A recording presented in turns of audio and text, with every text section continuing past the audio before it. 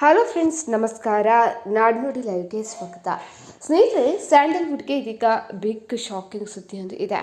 ಕನ್ನಡದ ಖ್ಯಾತ ನಟ ಹೃದಯಾಘಾತದಿಂದ ನಿಧನರಾಗಿದ್ದಾರೆ. ಹಾಗಿದ್ರೆ ಆರೋಗ್ಯವಾಗಿದ್ದ ದಿಲೀಪ್ ರಾಜ್ಗೆ ಏನಾಯಿತು? ಕರೋನಾ ಲಸಿಕೆ ಹೃದಯಾಘಾತಕ್ಕೆ ಕಾರಣವಾಗ್ತಾ ಇದೆಯಾ ಅಂತ ತಿಳಿಯಲು ಈ ವಿಡಿಯೋವನ್ನು ಪೂರ್ತಿಯಾಗಿ ವಾಚ್ ಮಾಡಿ.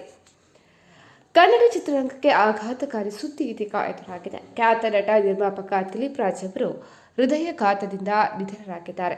ಅವರಿಗೆ 47 ವರ್ಷ ವಯಸ್ಸಾಗಿದ್ದು, ನಟನ ಅಕಾಲಿಕ ನಿಧನದ ಸುದ್ದಿ ಕೇಳಿ ಸ್ಯಾಂಡಲ್ವುಡ್ನಲ್ಲಿ ಶೋಕದ ವಾತಾವರಣ ನಿರ್ಮಾಣವಾಗಿದೆ.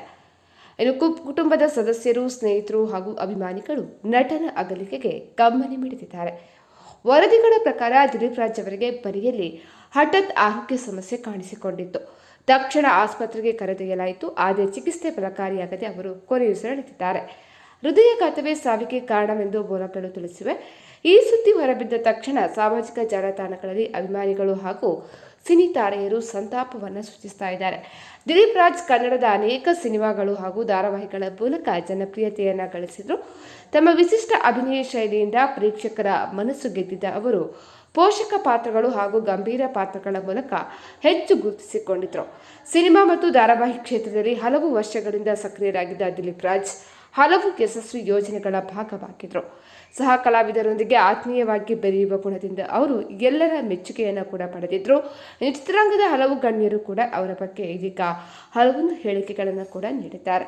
ಇನ್ನು ಇತ್ತೀಚಿನ ದಿನದಲ್ಲಿ ಕಡಿಮೆ ವಯಸ್ಸಿನವರಲ್ಲೂ ಹೃದಯಾಘಾತ ಪ್ರಕರಣಗಳು ಹೆಚ್ಚುತ್ತಾ ಇದೆ. ಇದೀಗ ದಿಲೀಪ್ ರಾಜ್ ನಿಧನದ ನಂತರ ಸಾಮಾಜಿಕ ಜಾಲತಾಣಗಳಲ್ಲಿ ಆರೋಗ್ಯದ ಬಗ್ಗೆ ಹೆಚ್ಚಿನ ಕಾಳಜಿ ವಹಿಸಬೇಕು ಎಂಬ ಸಂದೇಶಗಳು ಕೂಡ ಹರಿದಾಡ್ತಾ ಇದೆ. ಇನ್ನು ಅಭಿಮಾನಿಗಳು ಇಂಥ ಪ್ರತಿಭಾವಂತ ಕಲಾವಿದರನ್ನು ಕಳೆದುಕೊಂಡಿದ್ದು ನೋವು ಅಂತ ಹೇಳಿ ಸೋಷಿಯಲ್ ಮೀಡಿಯಾದಲ್ಲಿ ಸಂತಾಪ ಕೂಡ ವ್ಯಕ್ತಪಡಿಸ್ತಾ ಇದ್ದಾರೆ. ಈ ನಡುವೆ ಕೊರೋನಾ ಲಸಿಕೆಯ ನಂತರ ಹೃದಯಾಘಾತದ ದುರಂತಗಳು ಹೆಚ್ಚಾಗ್ತಾ ಇದೆ ಅಂತ ಹೇಳಿ ಹಲವರು ಕೂಡ ತೋರಿದ್ದಾರೆ. ಇನ್ನು ಇದೇ ಕೂಡ ಇವರಿಗೆ ಕಾರಣವಾಯ್ತಾ ಅಂತ ಹೇಳಿ ಇದೀಗ ಈ ಸುದ್ದಿ ಕೇಳಿ ಬರ್ತಾ ಇದೆ. ಪವರ್ ಸ್ಟಾರ್ ಪುನೀತ್ ರಾಜ್ಕುಮಾರ್ ಅವರ ಮಿಲಾನ, ಯೂಟರ್ನ್, ಆರ್ಕೆಸ್ಟ್ರಾ, ಮೈಸೂರು ಹೀಗೆ ಹಲವಾರು ಸಿನಿಮಾಗಳಲ್ಲಿ ಅವರು ನಟಿಸಿ ಖ್ಯಾತಿ ಪಡೆದಿದ್ರು. ಸಿನಿಮಾ ಮಾತ್ರವಲ್ಲದೆ ಕಿರುತೆರೆಯಲ್ಲೂ ಕೂಡ ಅವರು ಸಕ್ರಿಯರಾಗಿದ್ದರು. ಇದೀಗ ಇವರ ಅಕಾಲಿಕ ನಿಧನದಿಂದ ಕನ್ನಡ ಸಿನಿರಂಗ ಮತ್ತೊಬ್ಬ ಪ್ರತಿಭಾವಂತ ಕಲಾವಿದನನ್ನು ಕೂಡ ಕಳೆದುಕೊಳ್ಳುವಂತಾಗಿದೆ.